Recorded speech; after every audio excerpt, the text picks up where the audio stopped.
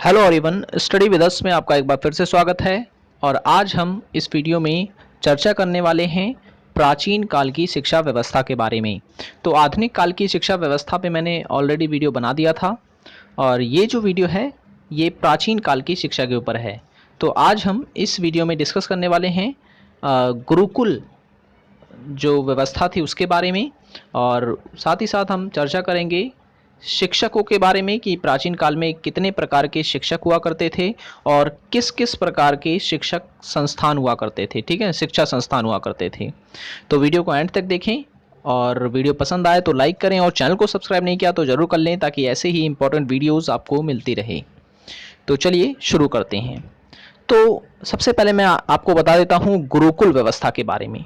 तो मैं बता दूं प्राचीन भारतीय शिक्षा पद्धति में जो गुरुकुल व्यवस्था थी ये काफ़ी महत्व रखती थी, क्योंकि जो परिवार के सदस्य होते थे वो अपने बच्चों को शिक्षा के लिए जो है गुरुकुल में भेजा करते थे। अब गुरुकुल क्या होता था? गुरुकुल एक ऐसा स्थान हुआ करता था जहाँ पर गुरु जो होते थे वो निवास करते थे और छात्रों को वहाँ जाना पड़ता था गुरु के पास और वहाँ पर शिक्षा प्राप्त करनी होती थी। और एक बार अगर गुरुकुल में कोई बच्चा आता था तो उसे वहीं पर ही रहना पड़ता था, वहीं पर ही मतलब लंबे समय तक रहकर शिक्षा प्राप्त करनी पड़ती थी। तो मैं बता दूं, तो जो गुरुकुल में छात्र रहा करते थे उन्हें अलग अलग नाम से जाना जाता था। जैसे कि उस समय उन विद्यार्थियों को अंतेवासी, याद रखें, अंतेवासी, अंतेवासी और आचार्य कुलवासी के नाम से जो है जाना जाता था। ठीक है, तो ये चीज़ आपको याद रख लेनी है।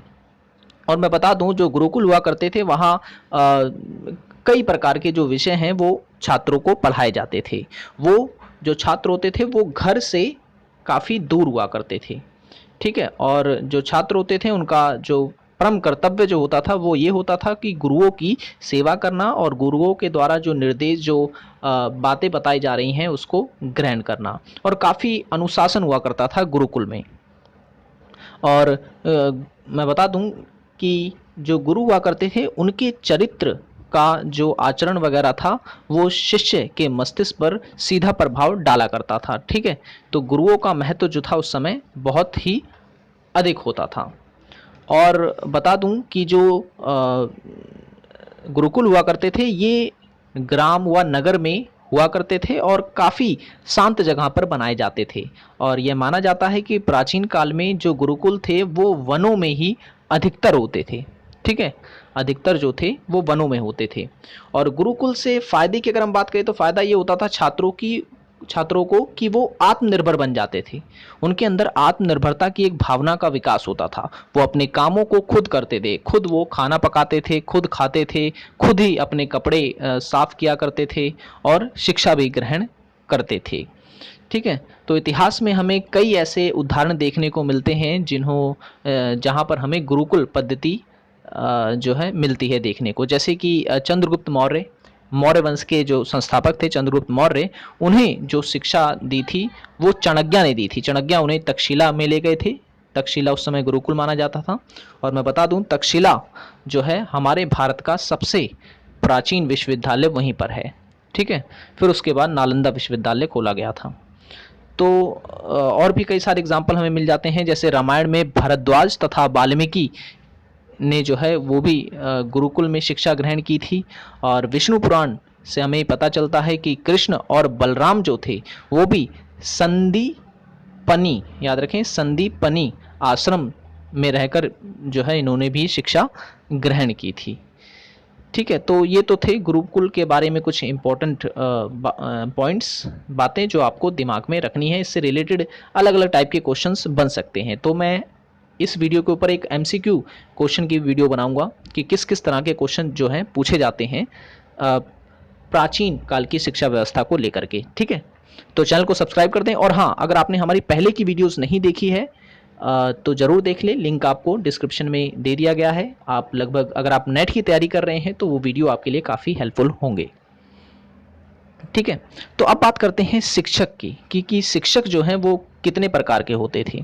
ठीक है, ये नाम आज भी आपको सुनने को मिलता है, आचार्य। भाई कौन होते थे आचार्य? तो मैं बता दूं, ये विद्यार्थियों से बिना शुल्क लिए जो है शिक्षा प्रदान करते थे। ठीक है, किसी प्रकार के कोई पैसे नहीं लेते थे ये, और छात्रों को वेद पढ़ाते थे। तो वेद के बारे में मैं आपको कुछ बता देता हूं। तो प्राचीन काल में 4 प्रकार के वेद जो हैं। पहला कौन सा है? ऋग्वेद, दूसरा सामवेद, तीसरा यजुर्वेद और चौथा अथर्ववेद। तो जो ऋग्वेद है उसे जो है प्राचीन वेद माना जाता है, क्योंकि सबसे पहले जो रचना हुई थी वो ऋग्वेद की हुई थी। और जो अथर्ववेद है इसे आधुनिक वेद माना जाता है, क्योंकि इसकी रचना जो है सबसे बाद में हुई थी। ऋग्वेद में ही गायत्री मंत्र लिखा हुआ है, याद रखें, सबसे पहला वेद ऋग्वेद, इसी में ही गायत्री मंत्र का वर्णन किया गया है। और जो यज्ञ, जो ब्राह्मण वगैरह हुआ करते थे, जब यज्ञ करते थे तो जो मंत्रों का उच्चारण वो करते थे वो ऋग्वेद में लिखे गए हैं। सामवेद में लिखा गया है संगीत, सारे गामा पादे निशा, ये सब जो है वो सामवेद में हमें देखने को मिलता है। और यजुर्वेद की अगर हम बात करें तो इस वेद की एक खास बात यह है कि ये गद और पद में लिखा गया है। ठीक है, और अथर्ववेद की हम बात करें तो जादू, टोना, टोटका, इन सब के बारे में जो है अथर्ववेद में लिखा गया है। तो ये चारों वेद और इन चारों वेदों से संबंधित एक एक विशेषताएं मैंने आपको बता दी है। ओके, अब बात करते हैं उपाध्याय कौन होता था। ठीक है, उपाध्याय जो होते थे ये भी जो है शिक्षक होते थे।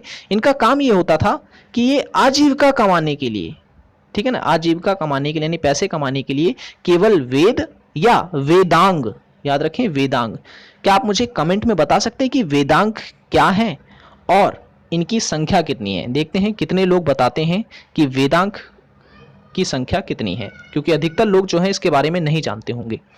तो आप कमेंट में बताएं, अगर आपको नहीं आता तो भी आप बताएं, तो मैं आपको बता दूंगा। ठीक है, तो उपाध्याय कौन होते थे? जो अपनी अपनी आजीविका कमाने के लिए जो है वेद और वेदांगों के भाग को पढ़ाते थे। अब बात करते हैं चरक। चरक भी एक प्रकार के शिक्षक हुआ करते थे, जो छात्रों को, जो शिक्षार्थियों को उच्च ज्ञान प्राप्ति के लिए भ्रमण करने को कहते थे। ठीक है ना, भ्रमण करने को कहते थे। उनका मानना ये था कि भ्रमण से ही जो है ज्ञान में वृद्धि होती है। और मैं बता दूं कि हेनसांग, ठीक है, ये लिखने में थोड़ी सी गलती है इसमें, हेनसांग, हेनसांग जो थे वो चीन के यात्री थे। और ये यात्री जो थे वो ज्ञान प्राप्ति के लिए जो है यात्रा किया करते थे, और भारत में ये आए थे और इन्होंने जो है भारत की कई विशेषताएं जो हैं बताई हैं।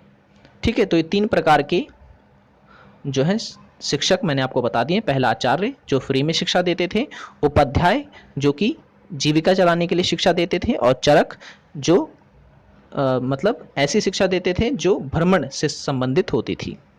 नेक्स्ट है गुरु। गुरु जो है जिसे आज भी हम मानते हैं। तो गुरु कौन होते थे उस समय? बता देता हूं कि शिक्षा प्रदान करके और अपने परिवार का पालन पोषण करके गृहस्थ जीवन जीते थे। गृहस्थ जीवन, ठीक है ना, यानी घर में रह करके अपने परिवार को भी चलाते थे और शिक्षा भी प्रदान किया करते थे, तो उन्हें गुरु कहा जाता था। आज जो हमें टीचर्स मिलते हैं वो उन्हें हम गुरु कहते हैं। ठीक है, नेक्स्ट जो है शिक्षक है वो है यूजन सतिका। यूजन सतिका, ये इनके बारे में बता दूं, ये भी अपने प्रवचनों के लिए प्रसिद्ध थे। ठीक है ना, ये जो मतलब शिक्षक थे वो प्रवचन दिया करते थे। ठीक है, और जो विद्यार्थी होते थे वो दूर दूर से जो है इनके प्रवचनों को सुनने के लिए इनके पास आते थे। नेक्स्ट जो शिक्षक थे उन्हें कहा जाता था शिखा।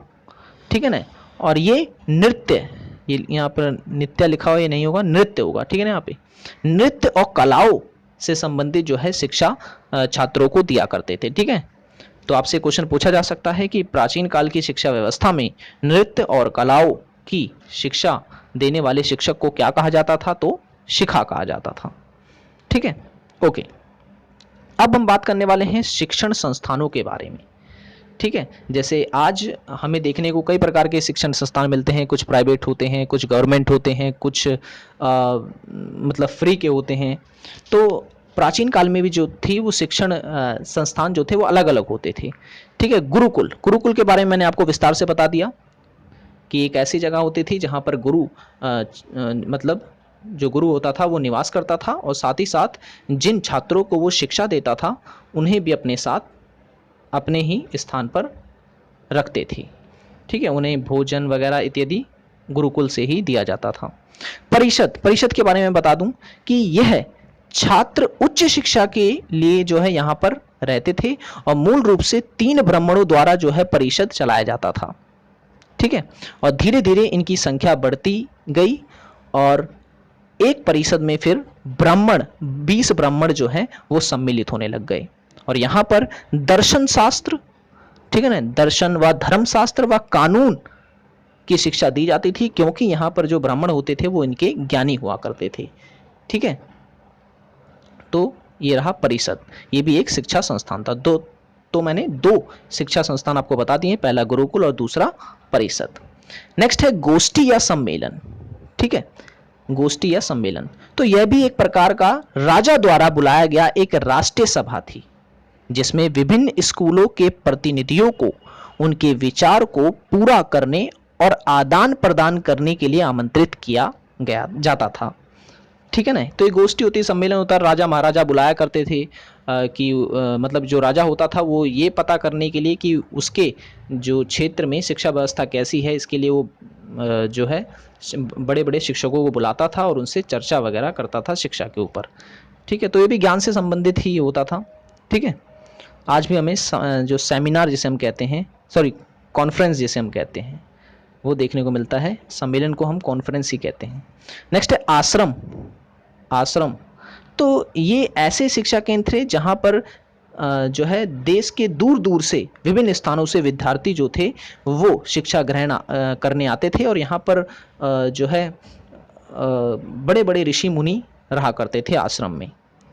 ठीक है ना, उदाहरण भी यहाँ पे दे रखा है कि भारद्वाज का आश्रम सबसे प्रसिद्ध आश्रम माना जाता था भारत में। ठीक है, नेक्स्ट है विद्यापीठ, ये भी एक शिक्षा संस्थान था। अब इसमें क्या था, यह एक महान आचार्यों द्वारा शुरू किया गया एक आध्यात्मिक पहलुओं के लिए एक शिक्षा संस्थान हुआ करता था। यहाँ पर जो छात्र आता था वो आध्यात्मिक शिक्षा ग्रहण करता था। ठीक है, आध्यात्मिक शिक्षा का केंद्र हुआ करता था विद्यापीठ। ओके, अब पढ़ते हैं घटिकाएं। ठीक है, घटिकाएं ये भी एक शिक्षा संस्थान है। तो ये सुसंस्कृत विद्वान शिक्षक और शिष्य सभी मिलते थे और विभिन्न विषयों पर चर्चा किया करते थे इसमें। ठीक है, तो ये चीज आपको याद रखना है। यहाँ पर क्या होता था, सुसंस्कृत विद्वान यानी संस्कृत के विद्वान शिक्षक और शिष्य सभी आपस में मिलकर जो है विभिन्न विषयों पर चर्चा किया करते थे। ठीक, और ऐसे चर्चाओं में जो है टकराव की संभावना हमेशा बनी रहती थी। तो हम कह सकते हैं ये भी एक प्रकार का शिक्षा संस्थान ही कहा जा सकता है इसे। अग्रहार, अग्रहार क्या था, तो मैं बता दूं, गांव में ब्राह्मणों के रहने के स्थान थे और यहीं पर जो है ब्राह्मण शिक्षा भी प्रदान किया करते थे, तो उसे हम कहते थे अग्रहार।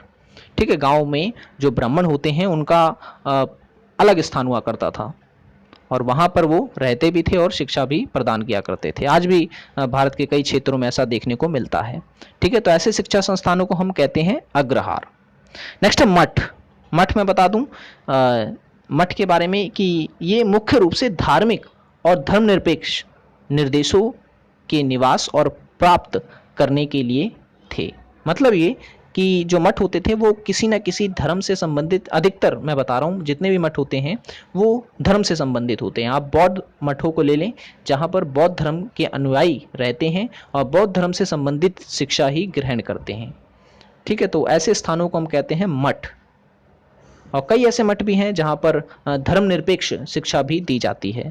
ठीक है, ओके। नेक्स्ट है ब्रह्मपुरी। ब्रह्मपुरी के बारे में बता दूं तो कस्बों और शहरों में शिक्षा के उद्देश्य से किसी चयनित क्षेत्र में विद्वान ब्राह्मण के रहने के स्थान होता था। यानी कि कभी कभार क्या होता था कि जो छात्र होते थे उनको ब्राह्मण ज्ञान के लिए किसी विशेष क्षेत्रों में ले जाया करते थे। ठीक है, तो ऐसे क्षेत्रों को कहा जाता है ब्रह्मपुरी। नेक्स्ट है विहार। विहार क्या है, एक बौद्ध मठ जहां पर सभी बौद्ध उपदेश व दर्शन सिखाए जाते थे। ठीक है ना, विहार। मठ और विहार में कंफ्यूज मत होना, ये दोनों एक ही हैं, लेकिन बस अंतर इतना है कि मठ धार्मिक और अधार्मिक यानी कि धर्मनिरपेक्ष भी होते थे, जबकि विहार जो था ये पूरी तरह से बौद्ध धर्म से ही जुड़ा हुआ है। ठीक है, सो ये तो थी हमारी वीडियो जिसमें मैंने आपको बताया कि गुरुकुल क्या होता है, शिक्षक कितने प्रकार के होते थे, शिक्षा संस्थान कितने प्रकार के होते थे। तो वीडियो अगर पसंद आया हो तो लाइक कर देना और चैनल को सब्सक्राइब नहीं किया तो ज़रूर कर लें, ताकि ऐसी वीडियोज़ आपको हमेशा मिलती रहे। वीडियो आने में थोड़ी लेट हो जाती है क्योंकि इस समय लॉकडाउन चल रहा है और एग्ज़ाम की डेट अभी जो है वो फिक्स नहीं हुई है नेट की एग्ज़ाम के लिए, तो इसलिए वीडियो थोड़ी स्लो डाली जा रही है। और जैसे ही एग्ज़ाम की डेट फिक्स होती है वैसे ही वीडियो डालनी कंटिन्यू शुरू कर दिया जाएगा। आई होप कि आपको वीडियो पसंद आया हो। So thanks for watching this video. मिलते हैं अब नेक्स्ट वीडियो में।